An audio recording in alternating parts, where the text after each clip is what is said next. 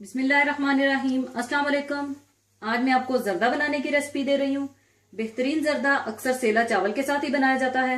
इसकी वजह यह है कि सेला चावल टूटते नहीं हैं, लेकिन बेहतरीन बासमती चावलों के साथ भी आप अच्छा जर्दा बना सकते हैं, जो कि मैं भी आपको बासमती चावलों के साथ ही बनाना सिखाऊंगी।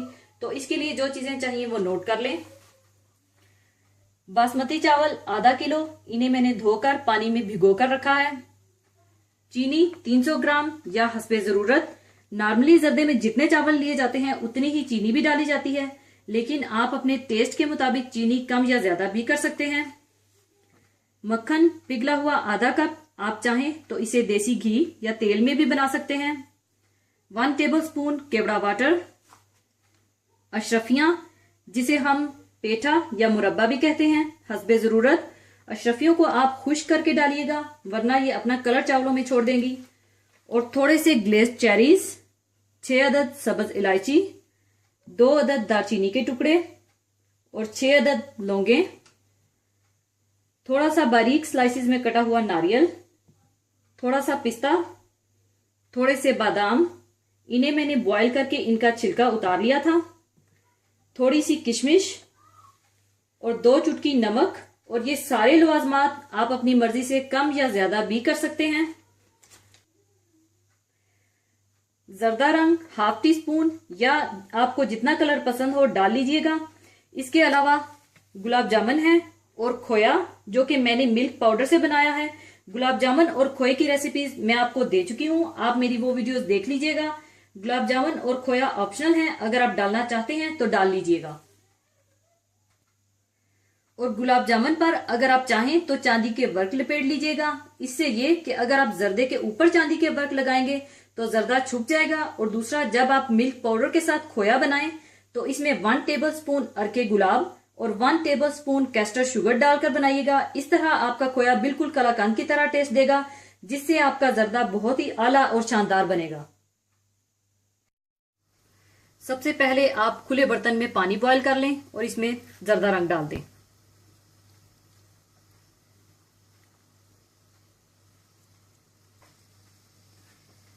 पानी बॉईल करने के बाद आप इसमें चावल डाल दें और चावलों को आप बॉईल कर लें।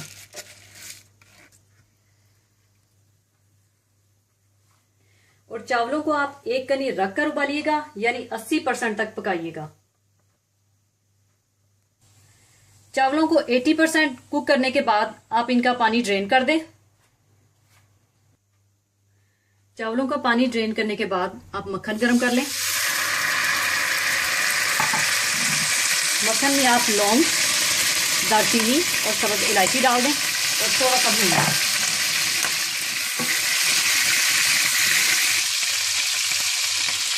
और साथ ही आप नारियल, कटे हुए बादाम, पिस्ता और किशमिश भी डाल दें।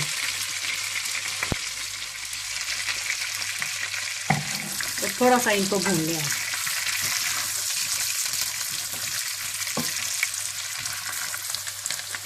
थोड़ा सा भूनने के बाद आप इसमें पानी डाल दें। 1/4 कप आपने पानी डालना है इसमें। पानी डालने के बाद आप इसमें चीनी भी डाल दें और अच्छी तरह से मिला लें।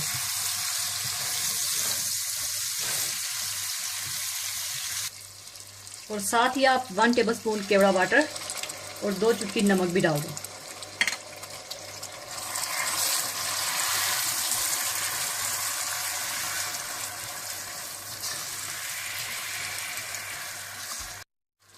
और जब चीनी अच्छी तरह से घुल जाए तो आप इसमें उबले हुए चावल डाल दें।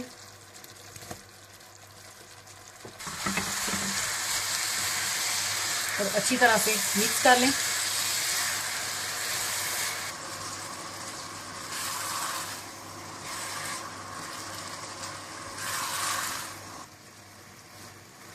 इसके बाद आप थोड़ा सा मुरब्बा और चेरीज डाल दीजिए ऊपर। और थोड़ा सा मुरब्बा और चेरीज मैं बचा कर रखूंगी गांठी के लिए।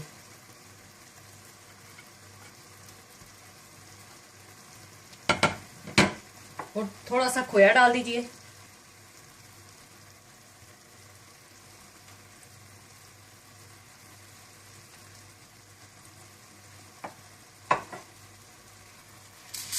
इसके बाद आप इसे दम पर लगा दें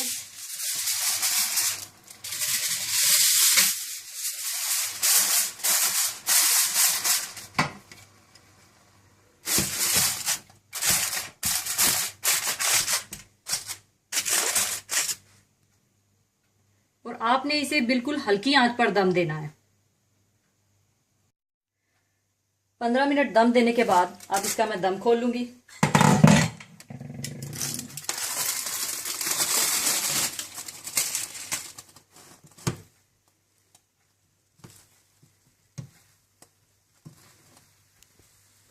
इसके बाद आप चावलों को अच्छी तरह से मिला लें।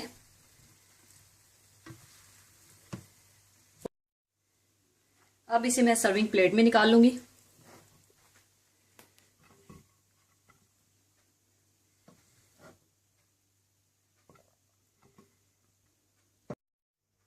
और ऊपर आप खोया, मुरब्बा, चेरीज और गुलाब जामुन डाल दें।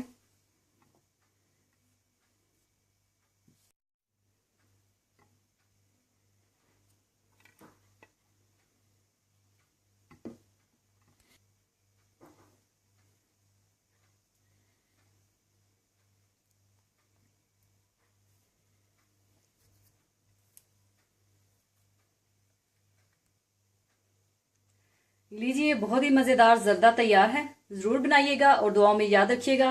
और जाने से पहले मैं आपके साथ एक बहुत ही खूबसूरत हदीसे पाक शेयर करना चाहूंगी। हदीसे पाक इस तरह से है। रसूलुल्लाह सल्लल्लाहु अलैहि वसल्लम ने फरमाया, मेराज की रात जब मैं हजरत इब्राहीम अलैहिस्सलाम से मिला तो वो मुझे कहने लगे, ए मोहम्मद सल्लल्लाहु अलैहि वसल्लम, अपनी उम्मत को मेरा सलाम कहना और उन्हें बताना कि जन्नत की मिट्टी कस्तूरी की तरह पाकीज़ा है, इसका पानी मीठा है, वो एक खाली मैदान है और इसका बीज सुबहान अल्लाह, अल्हम्दुलिल्लाह और ला इलाहा इल्लल्लाह है। और इसी के साथ मैं आपसे इजाजत चाहूंगी। अपना बहुत ख्याल रखिएगा, दुआओं में याद रखिएगा। अल्लाह हाफिज।